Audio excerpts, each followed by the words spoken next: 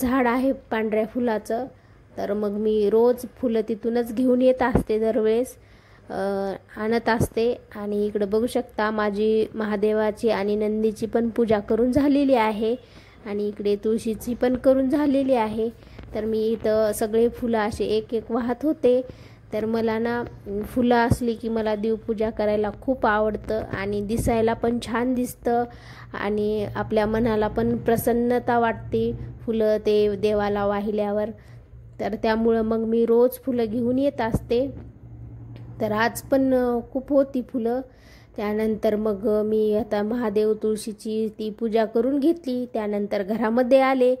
तर इकडे बघू शकता, इकडे पण मी सगळी ताटामध्ये देव सगळी काढून घेतले होते देवघरातले आणि इकडे सगळे काही ताटात घेतले आणि त्यानंतर स्वच्छ धुवून कपड्याने पुसून घेतले आणि इकडे बघू शकता मी देवघरात ठेवत आहे देव। तर आज गुरुवार आहे ना, त्यामुळं मग म्हणलं चला आज सगळ्या देवांची पूजा ते करून घेतली। तर सगळे देव आपली देव्हाऱ्यामध्ये ठेवलेले आहेत। तर सगळ्या देवांना मी तर गोपीचंद लावत आहे।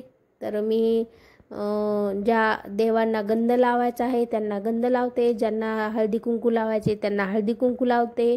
तर इकडे घेतलेले आहेत मी दोन्ही पण महाराज घेतलेले आहेत, स्वामी महाराज पण घेतलेले आहेत आणि गजानन महाराज पण घेतलेले आहेत। तर आज गुरुवारचा दिवस आहे, तर मी दर गुरुवारी आता असा अभिषेक करत असते। बघू शकता इकडं स्वामी महाराजांना पण घेतलेला आहे आणि गजानन महाराजांना पण घेतलेला आहे। म्हणलं चला दोन्ही महाराजांचा आज अभिषेक करून घेऊ आपण।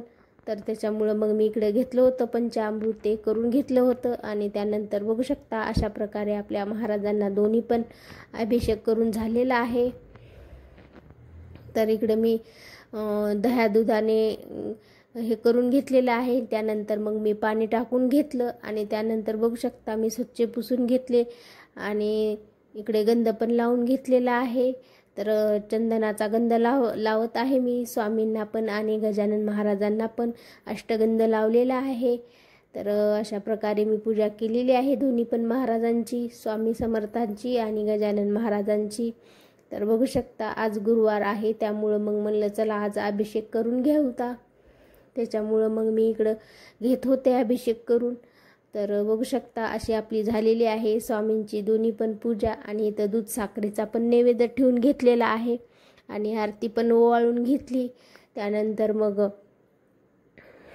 बघू शकता इकडं अशा प्रकारे आणि त्यानंतर मग चला म्हणलं आता महाराजांचं झालेलं आहे। तर मग मी दोन्ही पण महाराज म्हणजे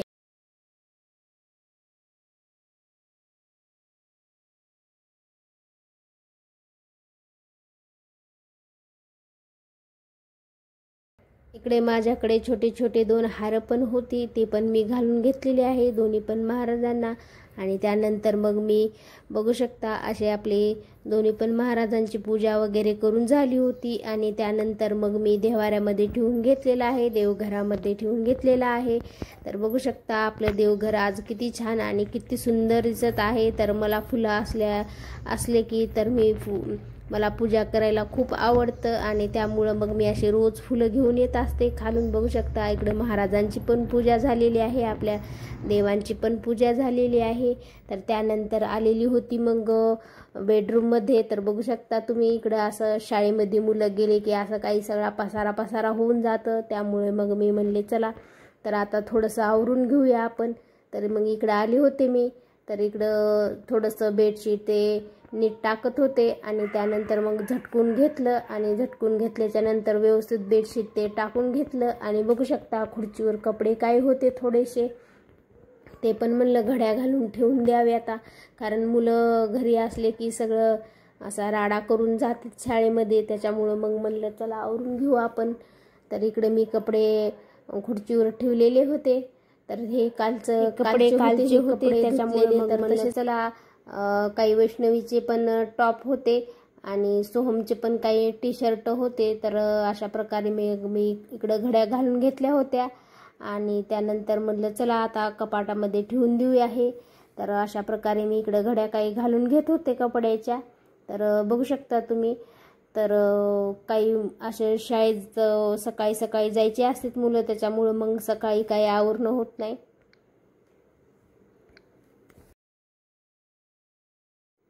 त्याच्यामुळं मग मी म्हणले चला आज कपड्याच्या घड्या मारून घेतल्या आणि त्यानंतर मग कपाटामध्ये ठेवून पण दिल्या ते कपडे आपले. आणि त्यानंतर बघू शकता इकडे मग मी झाडू मारायला घेतलेला आहे, रूम स्वच्छ झाडून घेत होते. तर इकडं काही झाडायचं पण माझं राहिलं होतं, कारण सकाळी मुले शाळेत जायचे असते त्याच्यामुळं मग ते काही होत नाही. त्याच्यामुळं मग मी मुले शाळेत गेले ना निवांत झाडून काढत असते आणि निवांत फरशा पण पुसून घेत असते, कारण मुलं वगैरे घरी असले की ते सारखं मध्ये येतात, करू देत नाहीत. त्याच्यामुळं मग मी ना मुलं गेल्याच्या नंतर हे सगळं काही करत असते. तर बघू शकता आपली रूम इकडे झाडून झालेली आहे. तर देवपूजा ते तुम्ही तर बघितलेलीच. तर मुलं वगैरे शाळेत गेल्याच्या नंतरच मी पुढची कामं करत असते आणि त्यानंतर मग सगळं काही झाडून घेतलं आणि त्यानंतर मग जेवण पण माझं राहिलेलं होतं. तर तुम्ही बघू शकता इकडे रात्रीच्या 2 पोळ्या उरलेल्या होत्या आणि त्या पोळ्या मग म्हणलं काय करावे. तर त्यानंतर मग मी असा विचार केला की चला आपण आज पोळ्या 2 शिल्लक आहेत तर त्याचे आज तुकडे करूयात.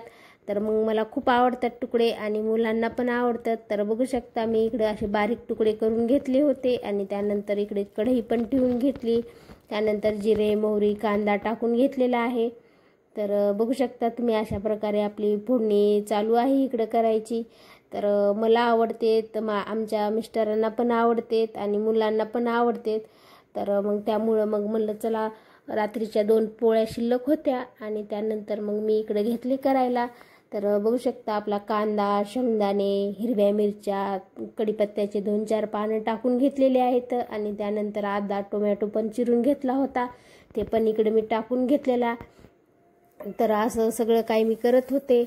तर तितक्यात मुले पण शाळेमधून आले होते, तर आम्हाला पण खायचे, मग त्यांना पण मी करत होते. आणि तर छान अशी आपली फोडणी इकडे तयार झालेली होती आणि बघू शकता तुम्ही किती छान दिसत आहे नुसती फोडणी सुद्धा आपली. तर इकडं मी फोडणी अशी करून घेतली आणि त्यानंतर मग लगेचच इकडं असे बारीक केलेले तुकडे पण टाकून घेतले आणि बघू शकता असं छान परतून घेत आहे. तर आम्हाला खूप आवडतात, मी नेहमी असे करत असते. तुम्ही पोळ्याचे तुकडे सुद्धा म्हणू शकता किंवा मग आपले पोहे सुद्धा म्हणू शकता.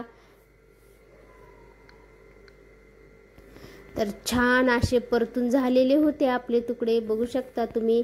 आणि इकडे मी थोडंसं झाकून पण ठेवले होते, कारण थोडेसे नरम होते तर त्यामुळे मग मी झाकून ठेवून घेतलं होतं आणि परत काढलं आणि थोडंसं हलवून घेतलं. तर इकडं मग मी प्लेटात वाढून घेतले होते. बघू शकता आपले पोहे म्हणू शकता किंवा मग तुम्ही आपले तुकडे सुद्धा म्हणू शकता. इतके छान झाले होते, चवीला पण आम्हाला खूप आवडतात म्हणून मग मी नेहमी बनवत असते. तर त्याच्यावर थोडंसं दही पण टाकलं होतं आणि त्यानंतर खाऊन घेतले. आणि बघू शकता इकडं दुपारी पाऊस पण आमच्याकडे चालू झालेला होता. तर दुपारी पाऊस येत होता म्हणून मग म्हणलं चला थोडंसं शूट करू तर आपण. तर म्हणून मग मी बाहेर आले होते, इकडे गॅलरीमध्ये उभी होते. तर पाऊस यायला सुरुवात झाली होती आमच्याकडं, आज पाऊस होता दुपारी. तर बघू शकता तुम्ही पाऊस पण पडत होता बाहेर आणि घरामध्ये. मग हे बघा मी कढीपत्त्याचं फांदी धरून